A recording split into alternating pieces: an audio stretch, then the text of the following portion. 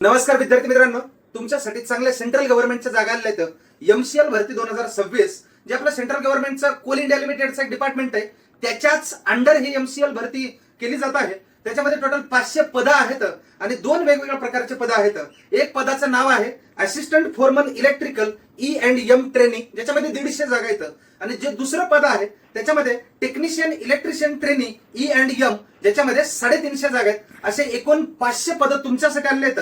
जे पद क्रमांक 1 आहे त्याच्यासाठी शैक्षणिक अर्हता म्हणजे एज्युकेशनल क्वालिफिकेशन हे इलेक्ट्रिकल इंजिनिअरिंग मध्ये तुमचा डिप्लोमा झालेला पाहिजे किंवा इलेक्ट्रिकल इलेक्ट्रॉनिक्स मध्ये तुमची डिग्री झालेली पाहिजे। असे विद्यार्थी त्या पद क्रमांक 1 साठी फॉर्म भरू शकतात। त्यासोबतच जे पद क्रमांक 2 त्या ठिकाणी देण्यात आले, अशा विद्यार्थ्यांना कोणाला फॉर्म भरता येतो त्या पदासाठी तर ज्यांचं 10वी झालेलं आहे आणि सोबतच ITI इलेक्ट्रिशियन वाले विद्यार्थी यांना फॉर्म तो भरता येणार आहे। वयाची अट या ठिकाणी दिलेली 28 मे 2026 रोजी 18 ते 30 वर्ष असं वय पाहिजे।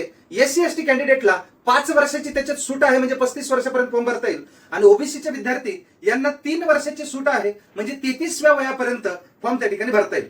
याची फॉर्म भरण्याची शेवटची तारीख ही 28 मे 2026 आहे। वेळ वाया न घालवता लवकरात लवकर फॉर्म भरा।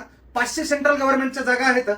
याच्याबद्दल सविस्तर मार्गदर्शन आणि ह्याची जी PDF आहे ती केंद्रीय इन्स्टिट्यूट ऑफिशियल नावाने टेलिग्राम चॅनल आहे, याच्यामध्ये टाकतो, आणि अतिरिक्त आणखी काही माहिती आहे ती याच व्हिडिओच्या कमेंटमध्ये टाकतो। तुमचेही काही प्रश्न असतील तर तुम्ही कमेंटमध्ये नक्की विचारा आणि आपल्या जवळच्या मित्रमैत्रिणींपर्यंत नक्की व्हिडिओची लिंक शेअर करा। तुमचे काही डाऊट्स असतील तर कमेंटमध्ये नक्की विचारा।